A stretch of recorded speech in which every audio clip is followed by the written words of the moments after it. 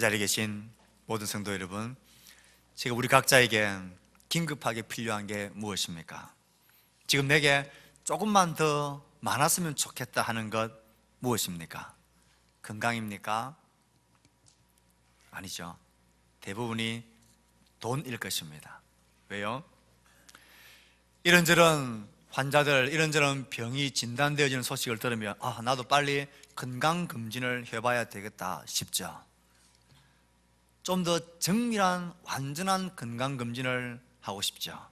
그러려면 뭐가 있어야 되죠? 돈이 있어야 합니다. 돈이 많으면 더 많은 검사를, 정밀한 검사를 받을 수 있기 때문에 그렇습니다. 10년이 훌쩍 넘은 차량을, 들러거리는 차량을 바꾸고 싶죠. 뭐가 있어야 되죠? 돈이 있어야 됩니다. 좀 더 좋은 차량을 바꾸고 싶으면 좀 더 많은 돈이 있어야 합니다. 이렇게 피곤한 인생, 가족들과 함께 훌쩍 먼 외국이라도 떠나서 여행을 다녀오고 싶습니다. 또 추억도 아이들에게 만들어주고 싶습니다. 그러기 위해서 뭐가 있어야 됩니까? 돈이 있어야 됩니다. 더 좋은 것, 더 좋은 추억을 만들려면 더 많은 돈이 필요합니다. 이렇게 일하다가 죽겠다 싶죠. 그래서 좀 일하지 않고 살고 싶습니다. 그러려면 뭐가 있어야 됩니까? 돈이 있어야 됩니다. 더 많이 있어야 됩니다. 그래서 우리 모두에게 지금 있었으면 좋겠다 싶은 건 돈이고, 더 많이 있었으면 좋겠다 싶은 것, 더 많으면 많을수록 좋겠다 싶은 것은 돈입니다. 그러면 입고 싶은 것, 먹고 싶은 것, 하고 싶은 것, 가고 싶은 것 다 하면서 만족한 삶을 살고 싶은데 뭐가 없어요? 돈이 없습니다. 할 수만 있으면, 많이 있으면 걱정, 염려가 없어질 것 같습니다. 내 삶이 평안하고 즐거울 것 같습니다. 하고 싶은 거 다 하니까 내 삶에 만족이 주어질 것 같습니다. 그래서 돈에 끌리는 것입니다. 왜 한결같이 많은 사람이, 아니 거의 모든 사람이 대박을 꿈꿀까요? 어떤 지인은 대박이 소원이어서 자기 아들 이름을 대박이라 짓는 사람도 있습니다. 여러 가지 식당 대박이라는 상호가 붙은 게 참 많습니다. 로또 대박, 주식 대박, 부동산 대박, 재테크 대박. 왜 이럴까요? 조금만 더 수입과 소유에 넉넉함이 있으면 좋겠다는 것 때문입니다. 왜 많은 소유가 좋을까요? 왜 많은 돈이 좋을까요? 불안하고 사건 사고도 많고 여러 가지 어려운, 내일 무슨 일이 생길지 모르니까 이 많은 재산이 있으면 걱정이 안 되기 때문에 그렇습니다. 평안하게 살 수 있겠다 싶은 마음 때문입니다. 내 하고 싶은 것 다 하면서 살면 만족이 되겠다 싶습니다. 그래서 돈은 내 속에 안정감과 내 삶에 만족을 가져다 주는 것으로 보이기 때문에 모두가 대박을 꿈꾸고 돈에 끌리고 탐심으로, 탐욕으로 빠져들어가는 것입니다. 이건 비단 우리들의 모습만이 아닙니다. 저는 지난주에 이어서 오늘도 동일한 본문을 가지고 두 번째 이 말씀을 전합니다. 부자의 모습을 보십시오. 이 부자가 왜 이렇게 쌓고 쌓는 일에 전념하면서 이렇게 많은 재산을 쌓는 것일까요? 그가 이렇게 쌓아두는 것, 탐욕에, 탐심에 빠지는 이유가 무엇입니까? 오늘 우리가 돈이 필요한 그 이유와 똑같습니다. 많은 재물을 쌓아놓고 그가 어떻게 이야기합니까? 너무 좋았던지 그 가득 찬 큰 곳간의 재물을 보고는 이렇게 말합니다. 영혼아, 내 영혼아, 이제 여러 해 쓸 물건을 많이 쌓아두었으니 평안히 쉬고 먹고 마시고 즐거워하자. 이젠 걱정할 게 없다는 것입니다. 이젠 불안할 게 없다는 것입니다. 이제 내 생애는 평안해지겠다라는 것입니다. 많이 쌓아놓은 재물이, 돈이, 재산이 나에게 평안을 보장해 준다라는 확신 때문입니다. 안전감을 구하는 우리의 마음과 똑같습니다. 이렇게 많이 쌓아두려고 했던 목적, 이렇게 많이 쌓아둔 물건이 이제 내 상엔 걱정, 근심을 면할 수 있는, 평안하게 쉬고 먹고 마시고 즐거워하며 살 수 있는 안전된 생활을 보장해 준다라는 확신 때문입니다. 탐욕이란 마귀는 오늘도 우리에게 다가와서 우리에게 수작을 겁니다. 어떻게 해요? 야, 요즘 정년이 그렇게 빨라지고 평균 수명이 100세에 가까워지는 100세 세대를 사는데 너 노후를 어떻게 살려고 이렇게 물질을 쌓아두지 않는 거야? 너 그렇게 살다가 너 인생 후반에 비참해진다. 얼마나 많은 병들이 생기고 질병이 생기는데 너 돈 없어서 어떻게 할래? 불안했어. 어떤 사고가 생길지 너 어떻게 알아? 그때 누가 너를 도와줄래? 쌓아놓아야 돼. 이 돈이 너를 안전하게 지켜줄 거야. 이 같은 불안과 두려움으로부터 자신을 지키고 내 삶을 안전하게 유지하려는 마음에서 탐욕은 시작되어집니다. 이런 불안 때문에 많은 재물을 소유하고 그것으로 내 미래의 안전을 도모하려는 것, 여기에서 시작되어집니다. 예수를 믿는 우리들은 이 시점에서 멈추어서서 물어야 됩니다. 나의 근본적인 안정감은 어디에 있는가? 내 삶의 평안한 근거는 어디에 있는가? 내 삶의 소망은 정말 어디에 두고 있는가를 물으셔야 합니다. 우리가 쌓아놓은 재물과 곡식단, 이 많은 물건들이 내 삶에 이 부자가 믿고 있는 것처럼 확실한 안전의 근거, 평안의 근거가 됩니까? 주위를 보니 치료를 하는데 돈이 조금은 도움이 되고 마음의 위로가 되는 것은 보았습니다. 하지만 그 생명을 좌지우지할 수 없습니다. 그 마음에 생각나는 불안과 두려움과 걱정, 염려를 근원적으로 제거할 수 있는 것은 돈에 있지 않습니다. 병든과 고통과 죽음의 문제, 이 근원적인 안전감은 결코 돈에서, 재물에서 나오지 않습니다. 그렇지 않다면 우리 모두의 근본적인 우리의 삶의 평안과 안전감은 어디에 있는 것입니까? 하나님의 말씀을 귀 기울이십시오. 이제 많이 쌓아놓은 물건을 향해서 내 영혼아 평안해라, 이제 나는 걱정할 게 없고 염려할 게 없고 내 생애는 안전하다 외치고 있는 그 부자를 하나님은 말씀하십니다. 어리석은 자야, 오늘 밤에 내 영혼을 도로 찾으리니 그러면 내 준비한 것이 누구의 것이 되겠느냐? 너가 평안하다고 누리고 있었던 그 안전의 근거를 내가 내 영혼을 찾아버리면 도대체 그건 무슨 소용이 있겠느냐? 그 쌓아놓은 물건이 내 삶의 평안을 보장한다고 생각하는 어리석은 자라고 하나님은 말씀하십니다. 예수님도 바울도 재물과 하나님에 대해서 우리에게 정확하게 말씀하십니다. 예수님은 마태복음 6장에서 우리에게 말씀하십니다. 아무도 두 주인을 섬길 수 없다. 한쪽을 미워하고 다른 쪽을 사랑하거나 한쪽을 중히 여기고 다른 쪽을 없인 여긴다. 너희는 하나님과 재물을 함께 섬길 수 없다. 이건 반비례의 법칙입니다. 내 마음의 소망이 재물 쪽으로 기울면 기울수록 하나님을 향한 내 소망의 비율은 그만큼 작아집니다. 하나님을 향한 내 마음의 소망을 두면 크면 커질수록 재물에 대한 내 마음의 소망은 의존도는 점점 줄어들게 됩니다. 이 성경은 우리에게 이렇게 말하는데 우리의 삶은 이 두 가지를 다 주려고 하는 위험한 줄타기를 평생 하려고 하는 시도를 보는 것이 위험해 보이고 안타깝습니다. 하나님과 재물은 함께 섬길 수 없는 것입니다. 하나의 내 삶의 원리를, 우선순위를 정해두면 나머지는 자동으로 정렬이 되어지게 되어 있습니다. 바울은 디모데전서에서 이렇게 말합니다. 그대는 이 세상의 부자들에게 명령하여 교만하지도 말고 덧없는 재물에 소망을 두지도 말고 오직 우리에게 모든 것을 풍성히 주셔서 즐기게 하시는 하나님께 소망을 두라고 하십시오.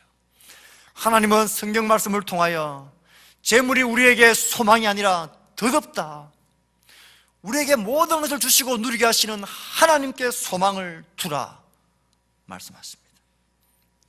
우린 이 근원적인 문제 앞에서 선택해야 합니다. 내 삶의 진정한 안정감과 소망은 쌓아놓은 재물에 있는지 하나님에게 있는지 말입니다. 이 세대가 너무나 재물과 돈을 우상시하는 세대에 살기 때문에 우린 나도 모르게 이 길에 접어들고 희미해지는 것 같습니다. 사랑하는 성도 여러분, 우리의 진짜 소망은 하나님이십니다.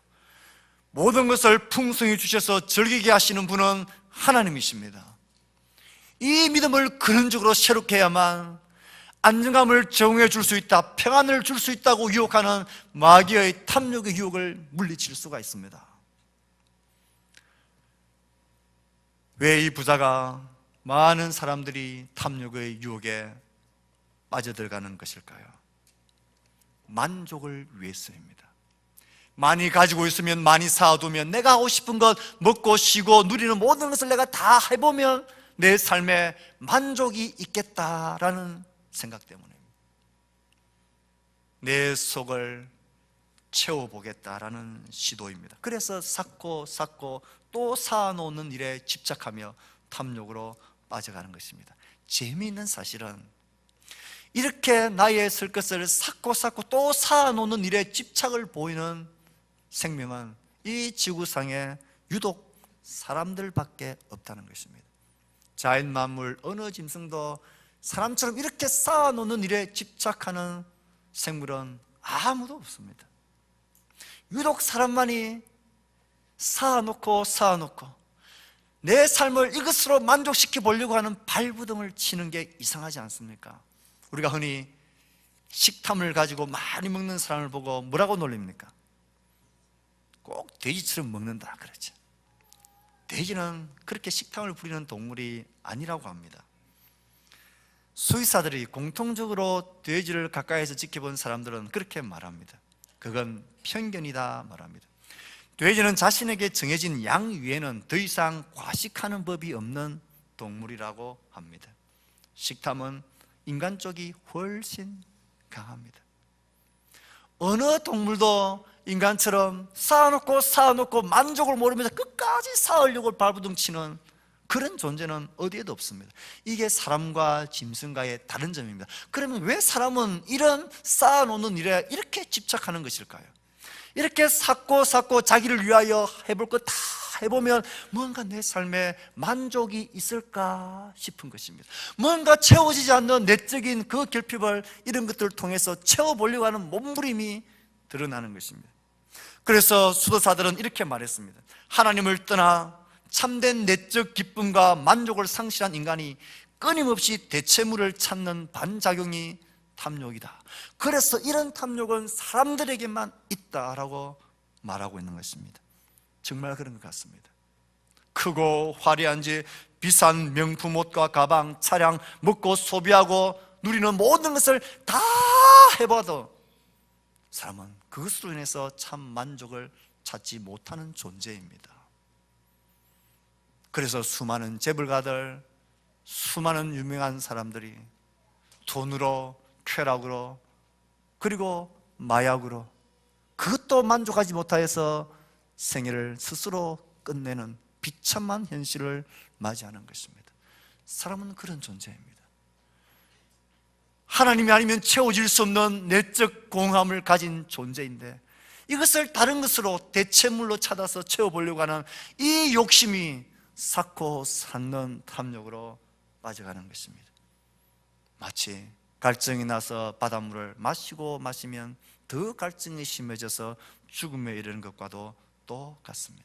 그래서 우리가 잘 아는 고백론을 적은 아우구스티누스는 이렇게 고백합니다. 당신은 당신을 위해 우리를 창조하셨습니다. 그렇기에 당신 안에서 쉼을 얻기 전까지 우리는 결코 진정한 쉼을 누릴 수가 없습니다.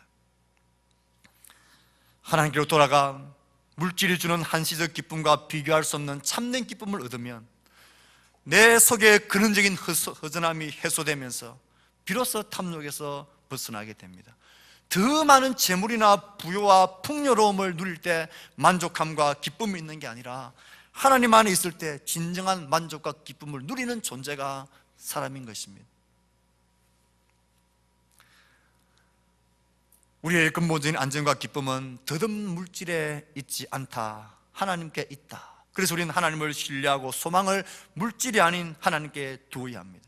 사람의 근본적인 내적 결핍은 더 많은 소유와 물질로 채워질 수 있는 게 아닙니다.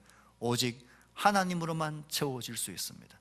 이 두 가지 사실을 근원적으로 딱 신뢰하고 믿어야 탐욕에 이르는 유혹의 길에서 빠져나올 수 있고 탐욕의 사단을 물리칠 수가 있습니다. 언제나 탐욕의 사단은 우리에게 더 많은 물질이 너에게 평화와 소망과 안정감을 준다라고 말하지만 이건 속임수입니다. 더 많은 물질이 너에게 참 만족을 준다라고 말하지만 이것도 속임수입니다. 하나님 안에서가 아니면 결코 만족을 찾을 수 없는 인생이 우리들이란, 이 근원적인 두 가지의 이유와 방법을 정확하게 확신해야, 신뢰해야 우리는 탐욕을 근원적으로 이길 수 있는 힘을 가지게 됩니다. 탐욕을 이기는 구체적이고 실체적인 방법은 무엇이 있겠습니까? 이 부자가 삭고 사는 일에 열심을 내던 부자를 바울이 알았더라면 바울은 뭐라고 권면했을까요? 바울은 한마디로 너 그러지 말고 그렇게 해도 만족이 없다, 너 자족해라 권면했을 것입니다. 내가 궁핍함으로 이런 말을 하는 것이 아닙니다. 나는 어떤 처지에 있든지 자족하는 법을 배웠습니다. 나는 궁핍에 처할 줄도 알고 풍부에 처할 줄도 압니다. 나는 배부르든 배고프든 풍족하든 궁핍하든 모든 형편에 처하는 비결을 배웠습니다. 빌보 4장 11절에서 말하고 있는 바울의 고백입니다. 자족이란 현재 자신에게 주어진 삶과 소유에 감사하고 만족하는 것입니다. 이렇게 부족한데 무슨 만족이 있고 감사가 있겠습니까? 이런 마음이 드십니까? 혹시 부족하기 때문이 아니라 내가 원하는 만큼 누리지 못하기 때문에 그렇진 않습니까? 나 자신의 만족과 부유함의 기준은 무엇입니까? 얼마나 많은 것을 소유했느냐, 소유의 양입니까? 아니면 그것을 내가 얼마나 자족하며 만족하고 있는 만족의 정도입니까? 남과 비교해서 얼마나 많은 소유를 가지느냐, 이 기준을 삼으면 내 평생의 만족과 감사는 없을 것입니다. 재미있는 사실이 있습니다. 히말라야 및 아주 작은 나라 부탄이란 나라를 들어보셨을 것입니다. 이 부탄은 2005년까지만 해도 행복지수 세계 많은 나라 중에서 1, 2위를 다투는 나라였습니다. 그러다 어쩐 일인지 2006년부터는 그 행복지수 순위가 점점 추락하기 시작합니다. 8위, 9년대는 17위, 시간이 가면 갈수록 행복지수가 점점 떨어지는 것입니다. 이유가 무엇입니까?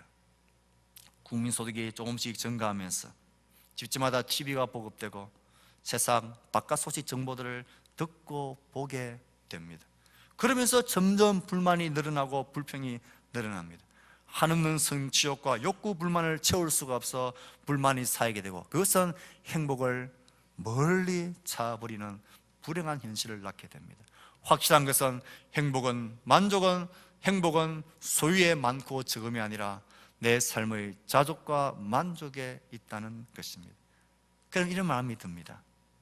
목사님, 자족하는 삶은 무능력한 삶을 핑계하는 것 아닙니까? 자포자기하는 것 아닙니까? 안 되니까 그렇게 말하는 것 아닙니까? 빌립보 성도들에게 궁핍한 중에서도 풍부한 중에서도 자족하는 비결을 배웠다는 바울의 계속되는 고백을 귀 기울여 보십시오. 그래서 무력하거나 절망하거나 자포자기하는 것과는 너무나 거리가 먼 말을 바울은 이어서 합니다. 내게 능력 주시는 자 안에서 내가 모든 것을 할 수 있느니라. 내가 모든 것을 할 수 있느니라. 무엇에 근거해서? 내게 능력 주시는 자 안에서, 내가 가진 소유와 내가 가진 능력의 많고 적음이 아니라 내게 능력 주시는 자 안에서, 하나님 안에서 내가 모든 것을 할 수 있는 그런 자족의 고백을 바울이 하고 있습니다. 자족은 자포자기나 절망이 무능력이 아닙니다.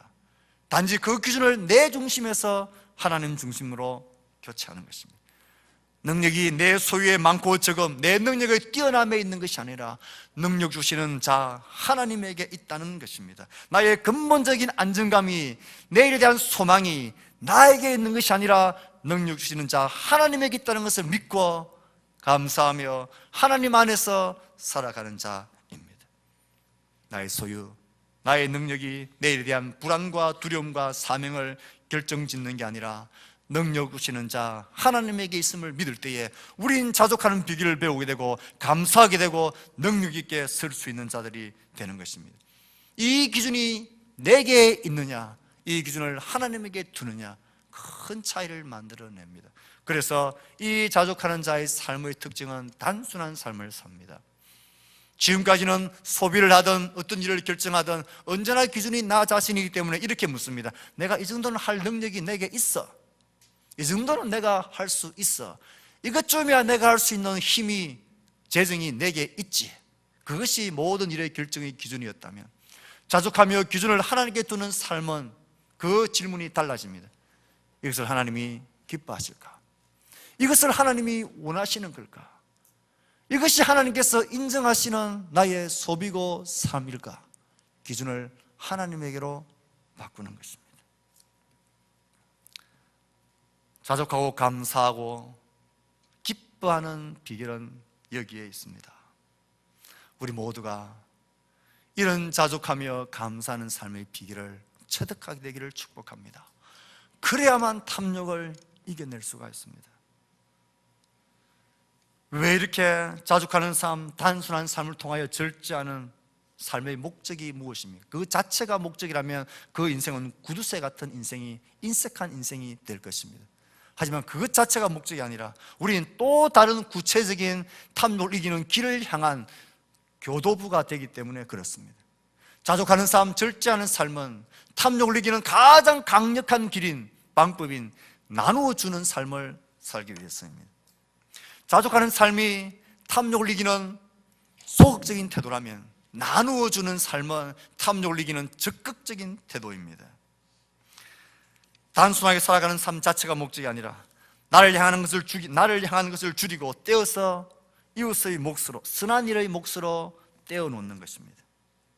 이것이 탐욕을 이기는 가장 강력하고 적극적인 삶의 태도입니다. 당신은 관대한 사람입니까? 인색한 사람입니까? 라고 질문을 받는다면 거의 대부분의 사람들은 그나마 나는 그래도 인색하지는 않다는 생각을 다 가집니다. 내가 물질에 사로잡힌 노예인지 아닌지, 내가 관대한 사람인지 인색한 사람인지를 분명하게 드러내는 증거가 있습니다. 나의 것을 떼어서 이웃에게 선한 일을 향하여 내어놓는 것입니다. 이것에 주저하고 이것에 매여 있다면 그는 물질의 노예이거나 물질에 인색한 사람임이 틀림없습니다. 자기의 필요를 제한하고 자기의 것을 떼어놓는 것은 쉬운 일이 아닙니다. 나의 삶이 탐욕에 가까운지 관대함에 가까운지는 어렵지 않게 이 사실을 가만히 살펴보면 스스로가 알 수 있습니다. 그래서 이 사실을 간파한 한 목사님은 이렇게 정리를 내렸습니다. 남을 위해서 자기의 것을 떼어내는 것은 탐욕으로부터 자신을 떼어내는 행위다 그랬습니다. 너무나 맞는 말입니다.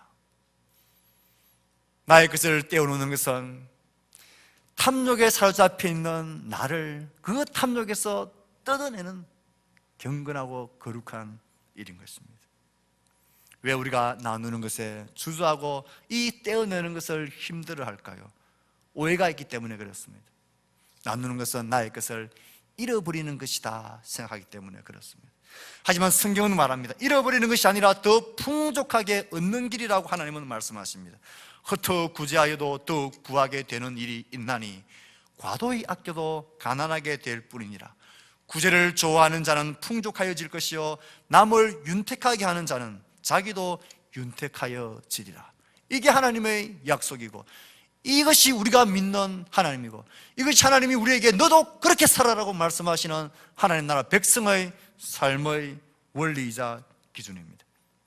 흩어구제하면 없어지고 잃어버리라는 생각, 이것은 잘못된 생각입니다. 흩어구제하여도 더 부하게 되는 일이 있다 말씀하십니다. 과도히 아껴도 가난하게 된다. 과도히 아낀다는 이 뜻은 마땅히 쓸 것까지도 아낀다는 뜻입니다. 마땅히 떼어놓아야 할 것들을, 이것을 아까워할 때에도 가난하게 될 뿐이다, 성경은 말합니다.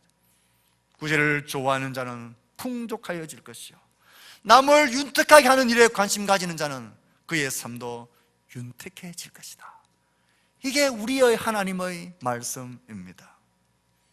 그러므로 나누는 것은 잃어버리는 것이 아니라 얻는 것입니다. 나누는 것은 버리는 것이다, 이것도 우리의 오해입니다. 버리는 게 아니라 차곡차곡 쌓아놓는 일입니다. 하나님 우리에게 그것을 주장하십니다. 잠언 19장 17절은 우리에게 강력한 하나님의 주장을 이렇게 들려주고 있습니다. 가난한 자를 불쌍히 여기는 것은 여호와께 구워주는 것이니 그의 선행을 그에게 갚아주시리라. 이야, 이 말씀보다 얼마나 더 강조를 할 수 있겠습니까? 가난한 자를 불쌍히 여기고 나의 것을 떼어서 나누어주고 주는 일들, 이것은 하나님께 빌려주는 것이다. 하나님이 그것을 기억하시고 그에게 갚아주시리라. 하나님 앞에 부해지고 하나님이 부어주시는 복을 누리는 구체적이기도 확실한 방법입니다. 움켜쥔다고 부해지고 내게 쌓이는 것이 아닙니다. 구제하고 나누는데 오히려 더 쌓이고 부해지는 이런 역설이 탐욕을 이깁니다. 탐욕에 물든 세상 정신을 정면으로 거스리고 이기는 하늘의 법칙입니다. 여러분, 은행에 가셔서 여러분이 저금을 하고 그 돈이 쌓여 나가는 그 숫자를 보는 것이 재미있을 것입니다. 아이가 자라는 모습 재미있고, 내 통장에 돈 액수가 점점 늘어나는 것이 보는 재미가 솔솔하지 않습니까? 그렇죠. 그런데 우린 하나님을 은행 통장만큼도 신뢰를 못하는 그런 모습, 어처구니없는 모습이 있습니다. 은행 통장에 찍히는 숫자는 나의 현실로 받아들이면서 내 눈에 보이지 않지만 하나님이 나에게 말씀하시는, 내가 그것을 기억하고 내가 그에게 갚아주겠다, 그건 나에게 구워주는 것이다, 내가 그것을 기억하고 너의 선행을 내가 갚아주겠다, 이 하나님을 신뢰해야 되지 않겠습니까? 이 하나님을 은행 통장에 찍히는 그 숫자보다도 못하게 우리가 신뢰한다면 도대체 하나님은 우리에게 어떤 분이시란 말입니까? 하나님을 믿는 것 따로 내 삶이 따로 된다면 도대체 우리가 믿는 믿음이란 그 실체는 무엇이란 말입니까? 사랑하는 성도 여러분, 세상은 우리에게 탐욕의 정신으로 우리를 몰아갑니다. 탐욕을 이기는 길은 자족하는 길이고 나누어지는 길입니다. 이건 그를 살리고 나의 영혼을 살리는 길입니다. 이건 탐욕을 이기는 하늘의 강력한 법칙인 것을 명심하십시오. 버리는 것도 아니고 잃어버리는 것도 아니고 없어지는 것도 아니고 하나님 앞에 삭고 풍족하게 받는 길입니다. 여러분, 어릴 때 저는 가끔, 어머니는 농사를 지으셨고 아버지는 군무원으로 일하셨기 때문에 밭일을 같이 하실 때가 있었습니다. 그때 지금 기억에 제가 어릴 때 여러분 똥지게를 퍼신 적이 있습니까? 저는 그런 경험이 있습니다. 그 푸세식 화장실에 있는 그 변을 다 퍼서 통에 담아서 리어커에 싣고 어디로 갑니까? 밭으로 갑니다. 밭에 가서 무엇 합니까? 그 밭에 확 뿌립니다. 그때 어른들은 변소에 있는 똥은 악취가 나는데 밭에 뿌려지는 똥은 향기가 난다 말합니다. 왜 그렇습니까? 똥은 쌓여져 있을 땐 악취가 나지만 그게 뿌려지게 될 땐 땅을 기름지게 하고 열매를 맺게 하는 아름다운 것입니다. 이것을 간판 톨스토이가 이렇게 말했습니다. 분은 분뇨와 같아서 축적되면 악취를 내고 뿌려지면 땅을 비옥하게 한다. 맞는 말입니다. 제가 지난주와 이번 주 두 번에 걸쳐서 오늘의 본문을 가지고 탐욕의 성격 파악을 지난주에 말씀드렸고, 오늘은 탐욕을 이기는 길에 대해서 말씀을 드렸습니다. 이유가 있었고 목적이 있었습니다. 오늘은 우리 2014년도 내년 한 해를 내가 어떻게 선교 사업과 비전 헌금과 사랑과 긍휼과 자아 헌금에 어떻게 내가 목적하며 작정할까, 이것을 기도하며 준비하라고 제가 광고를 드렸고, 오늘 주보에 보면 별지를 넣어 놓았습니다. 또 칼럼에도 글을 적었습니다.